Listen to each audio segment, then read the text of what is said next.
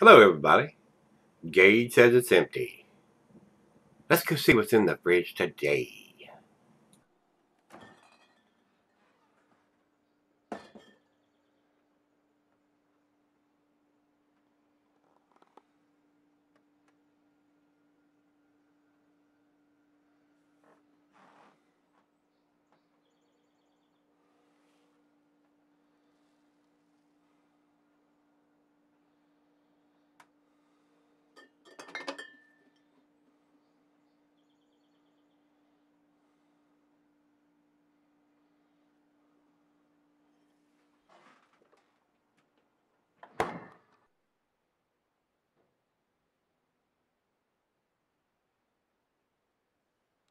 Hey everybody, thanks for stopping by Gregsbeerreviews today. I appreciate it. Thanks for stopping by.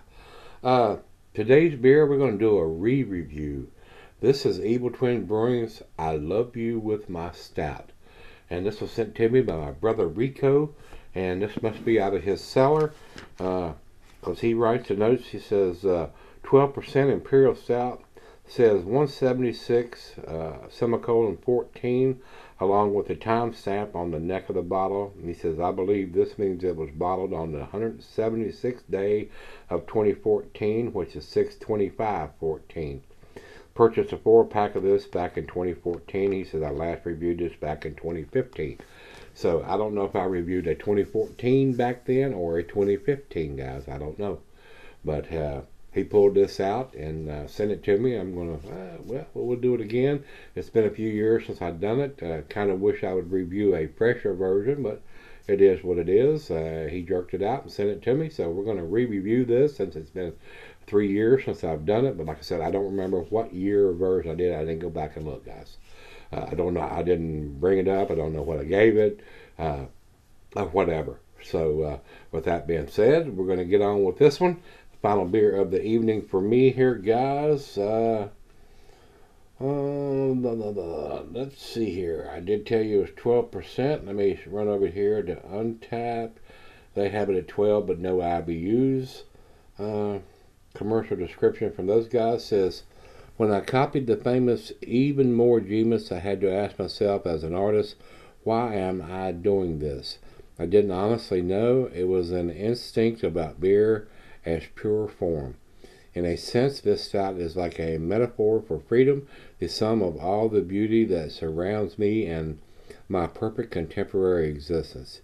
And that's from Jeppy. Everybody knows how to deal with Jeppy is. Me and Jeppy, oh yeah, we like this. Yeah, buddy. Uh, he's the brewer and founder of Evil Twin. Uh, so, with that being said, I don't buy a lot of this guy's or this brewery's beers. But I do get quite a few sent to me, especially from Rico and other people. Their beers are very pricey, but they do this style of beer very damn well. I mean, these 12% and bigger imperial stouts, Jeffy knows how to do it. I will have to give him that. I'll have to give him credit. They do it very well. So let's see, like I said, let's see what this brings to the table. We're going to do a re-review of this beer that I did, and not sure exactly what I did before, whether it was a 2014 or 2015, since I did do it in 2015. Maybe I should have went back and looked at that, but I did not.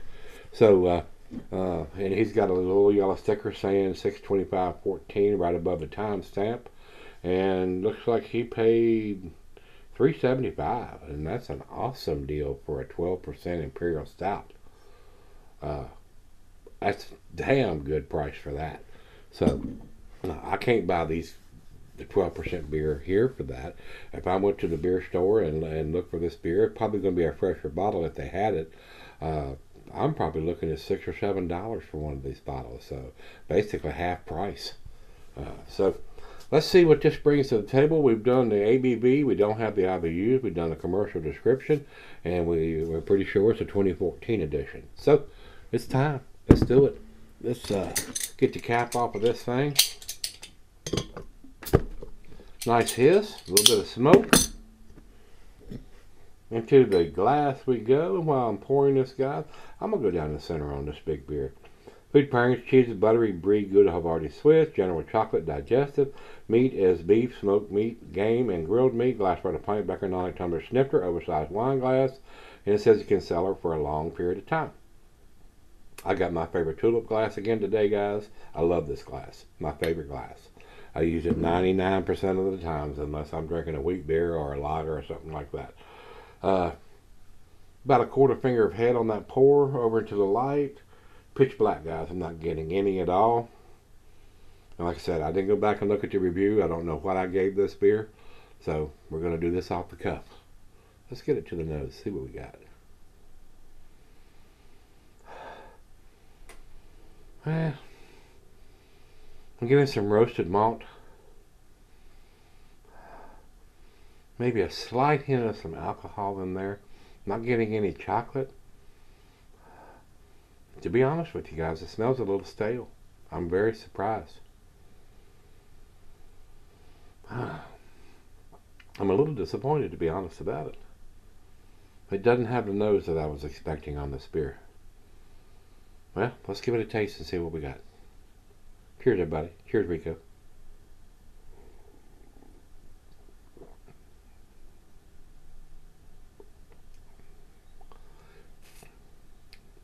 Whoa.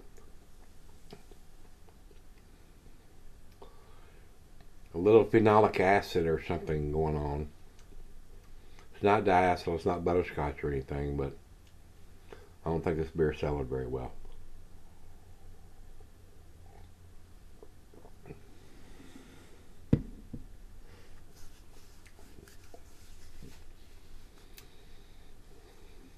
It's okay, but these guys do a really tasty beer when it's fresh. This being 3 years old. Maybe it's just me. I'm gonna reserve saying anything about it until it's right out of the fridge. Let's let it warm up. Let me sip on it for a little bit before I say anything derogatory or not liking it or anything like that. These beers usually need to come up to room temperature to get all the qualities, any kind of dark fruit or anything like that that's going to come out in the beer. So it's a little chilled right now, right out of the fridge. So let me sip on this beer and see where it ends up. Alright guys, I'm back. Got just a little left here. To me, this is a 2014 edition. I went back while I was sipping on this and looked at the last one that I did, and it was a 2015 edition, not a 2014 edition. I think this beer drinks better fresh than it does with a little age on it like this one has. I gave the last one a 10, and this is not going to get that grade. It's got a little bit more phenolic acid going on with it. It's not as smooth and easy drinking. I'm not getting any kind of bittersweet chocolate or dark fruits right now. It's a good beer. It is a good beer. And Jeffy and the guys at the Evil Twin do some really tasty beers in this magnitude. They're 12% and bigger imperial stouts. They're awesome usually. But I kind of think it's a little better fresh than it is with some age on it, especially this one. And I don't know how Rico cellared it, whether it was in the closet or he had it in the fridge, or how how its life got up to where I got it. A little more acidity than I like in this style of beer. And I'm not getting any of those chocolate notes or dark fruit notes now that it's warmed up. So we're going to do the final chug here. It didn't leave nowhere near the lacing it did the last time that I had it, a pressure bottle. So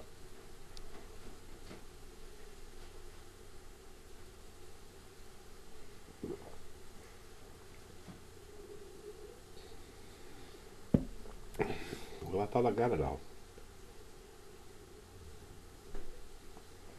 It's not bad by any means. It is a good beer, but it's not definitely going to get to 10 this time. I'm going to drop back a full grade point on this one.